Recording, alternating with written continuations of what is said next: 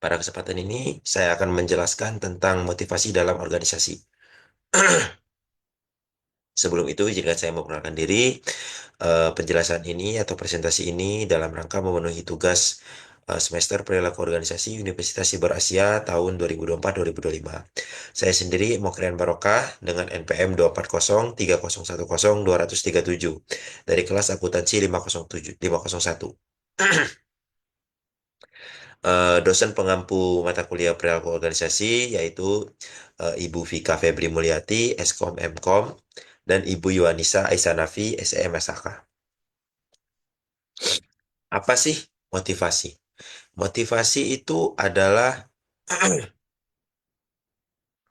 berasal dari kata dasar motif, yaitu dorongan. Yang bisa kita artikan bahwa motivasi merupakan kondisi atau sesuatu yang mendorong atau menjadi sebab seseorang melakukan perbuatan dan dilakukan secara sadar. Eh, Motivasi itu banyak sekali teori-teori yang mengatakan tentang atau mengatur tentang motivasi. Ada 6 yang satu persatu akan kita jelaskan. Yang pertama yaitu teori kebutuhan dari Maslow, di mana Maslow berpendapat bahwa kebutuhan yang dimaksud dalam artian yaitu energi, energi yang dibutuhkan untuk mendorong suatu individu melakukan kegiatan. Untuk jadi suatu individu itu terdorong untuk melakukan kegiatan agar kebutuhan-kebutuhan seperti kebutuhan fisik, psikologi, spiritual, ataupun ekonomi itu terpenuhi. Yang kedua yaitu teori dua faktor dari Herzberg. Teori ini berbunyi bahwa faktor-faktor yang menjadi kepuasan dalam seseorang itu bekerja, yaitu adanya sesuatu yang memotivasi dan kesehatan lingkungan kerja. Lalu faktor teori yang ketiga adalah teori prestasi dari McClellan, di mana seseorang itu mempunyai kebutuhan untuk berprestasi atau achievement, yang mana merupakan menjadi motivasi dalam pelaksanaan pekerjaannya, sehingga bisa dikatakan bahwa manusia itu ada kemampuan atau ada keinginan untuk memiliki prestasi di atas eh, prestasi orang lain, seperti itu. Yang keempat yaitu teori penguatan atau reinforcement. Teori ini itu sifatnya fundamental dalam proses belajar, di mana pada teori penguatan ini disebutkan bahwa tingkah laku yang secara alami mendapatkan imbalan atau ganjaran yang menyenangkan, itu cenderung untuk dilakukan berulang. Jadi contohnya apabila seseorang itu mendapatkan nilai belajar yang tinggi, atau mendapatkan pujian, atau mendapatkan hadiah, maka seseorang itu akan cenderung mempertahankan nilai dari eh, hasil pembelajarannya itu, di mana akan diulangi terus tuh proses belajarnya. Yang kelima yaitu teori ekspektansi atau pengharapan, di mana teori ini itu berpegang pada prinsip bahwa seseorang itu berharap atau mengharapkan sesuatu, di mana harapan ini adalah energi utama penggerak seseorang untuk melakukan kegiatan. Jadi si energi inilah yang dikatakan sebagai motivasi. Lalu apakah motivasi itu penting dalam organisasi? Oh, tentu saja motivasi itu sangat penting. Kenapa demikian? Karena eh, motivasi itu eh, bagi para manajer diharapkan bahwa individu itu mau memberikan effortnya atau mau memberikan usahanya untuk membantu suatu organisasi atau perusahaan mencapai eh, tujuan yang sudah ditetapkan sebelumnya. Dan dalam memberikan effort atau usaha tersebut, manusia atau individu di dalamnya itu harus memiliki motivasi tersendiri, di mana dengan adanya motivasi tersebut akan meningkatkan produktivitas kerja yang tinggi. Oleh karena itu, eh, manajer atau pemimpin itu dituntut untuk memiliki kemampuan meningkatkan atau membangkitkan motivasi di dalam diri karyawannya. Motivasi ini juga menjadi salah satu faktor untuk karyawan bisa memiliki kreativitas dan inovasi yang tinggi. Itu juga akan membantu perusahaan mencapai tujuannya. Contohnya, motivasi itu sangat berguna ketika karyawan itu sedang dalam kondisi down atau kondisi yang tidak terlalu semangat bekerja. Eh, Motivasi akan baik itu motivasi itu dari banyak jenisnya ya, tapi motivasi yang baik itu akan memicu karyawan yang tadinya sedang down itu untuk kembali semangat untuk bekerja. Lalu ada beberapa faktor yang mempengaruhi motivasi. Ada dua secara general, yaitu faktor dari dalam atau dari diri sendiri dan faktor dari luar. Kita akan bahas dulu yang faktor dari dalam. Faktor dari dalam ini meliputi minat. Tentunya manusia itu ketika sudah tidak ada minat pada suatu bidang, itu motivasinya cenderung akan rendah. Yang kedua itu sikap terhadap diri sendiri, pekerjaan atau situasi pekerjaan. Situasi pekerjaan yang mengancam atau tidak sehat itu juga cenderung akan memiliki motivasi yang rendah. Jadi, pandangan diri sendiri dari suatu karyawan, dari seorang karyawan itu sangat berpengaruh besar terhadap tingkat motivasi yang dimiliki. Yang ketiga itu kebutuhan individu. Nah, kebutuhan individu inilah yang membuat motivasi pada seorang karyawan, dari satu karyawan ke karyawan lain itu sangat bervariasi, karena kebutuhan individu dari masing-masing karyawan itu tidak bisa disamaratakan. Bisa jadi ada satu karyawan yang mempunyai cicilan, atau satu karyawan yang dituntut untuk menikah di tahun yang sama, atau karyawan yang dituntut berprestasi dari keluarganya, itu cenderung motivasinya akan tinggi. Tapi karyawan yang mungkin masih bujangan, yang belum ada tanggungan, yang belum ada target, itu cenderung motivasinya di tengah, di mana dia tidak terpacu motivasinya untuk tinggi dalam meningkatkan produktivitas dalam bekerja. Yang keempat itu kemampuan diri. Kemampuan diri ini sebenarnya selaras dengan pekerjaan yang diemban. Ketika seorang ilustrasinya seperti ini, ketika seorang penjaga gawang itu ditugaskan untuk mencetak gol, itu tentu saja motivasinya sangat rendah karena dia spesialitasnya adalah menjaga gawang, bukan untuk mencetak gol.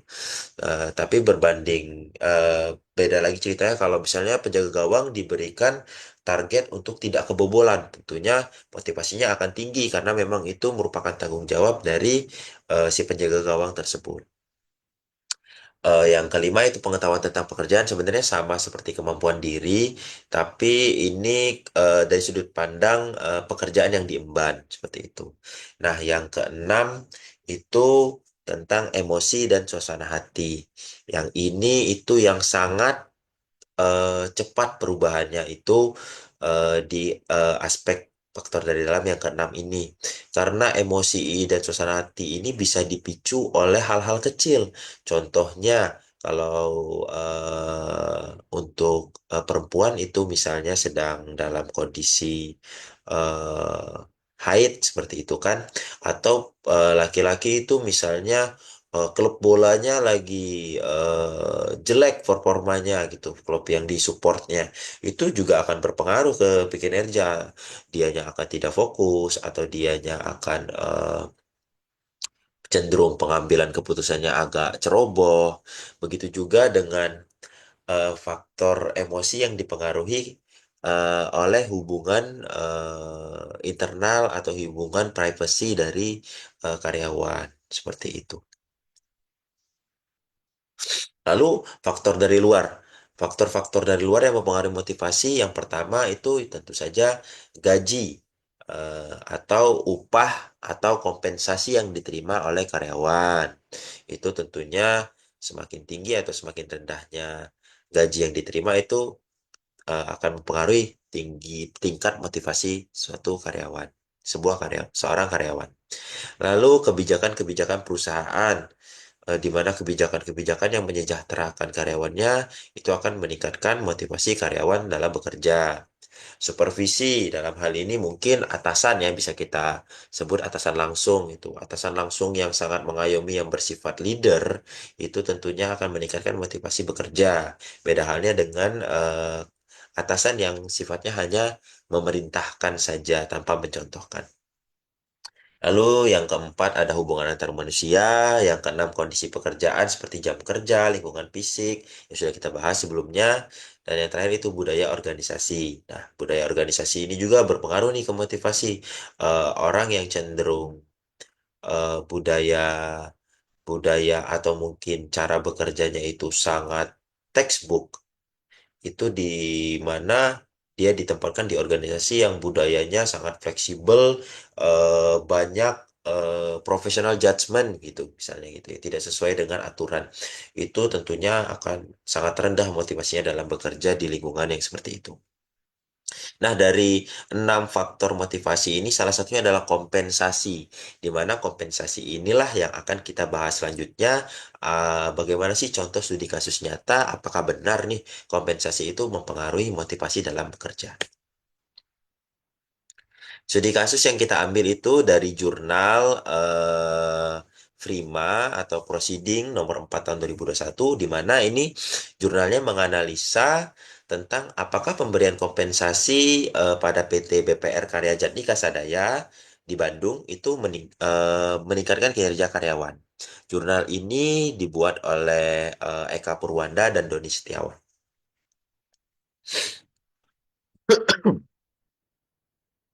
Sebenarnya masalah pemberian kompensasi itu adalah masalah yang sangat umum, di mana eh, banyak perusahaan yang menghadapi masalah kompensasi ini, apakah adil atau tidaknya pemberian kompensasi yang sudah diberikan. Dan ini juga dialami oleh PT BPR Karya Jatnika Sadaya. Kenapa sih sebegitunya bermasalah terkait pemberian kompensasi ini?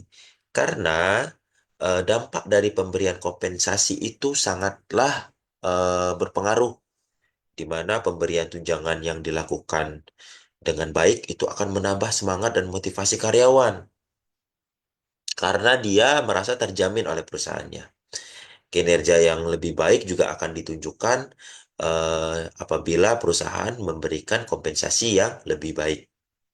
Lalu sebaliknya akan berdampak negatif apabila karyawan itu kecewa di mana kompensasi yang diterimanya itu tidak sesuai dengan yang diharapkan atau tidak sesuai dengan apa yang sudah dikerjakan.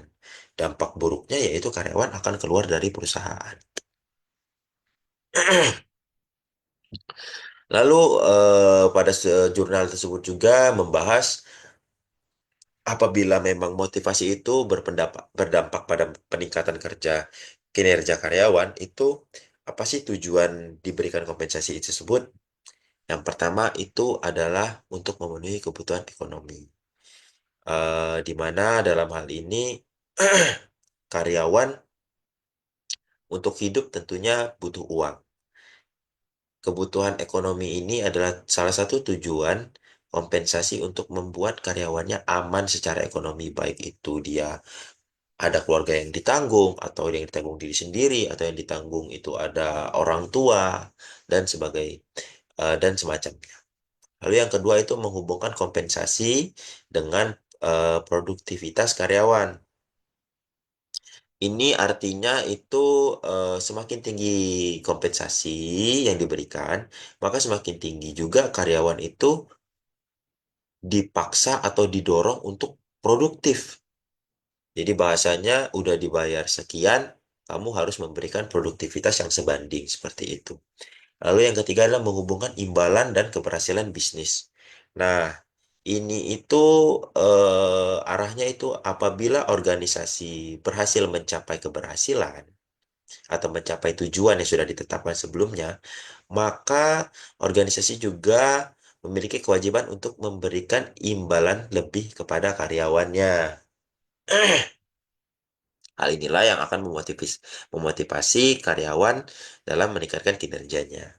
Lalu yang terakhir adalah hubungan antara gaji dengan kepemilikan, di mana kepemilikan dalam artian ini adalah posisi yang dimiliki, yaitu jabatan.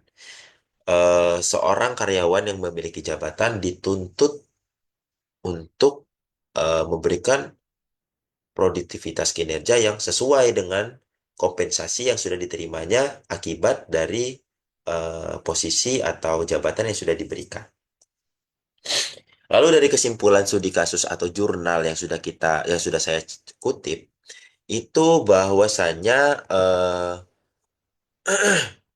perlu dilakukan pengukuran secara mendalam apakah pemberian kompensasi sudah dilakukan dengan adil atau belum.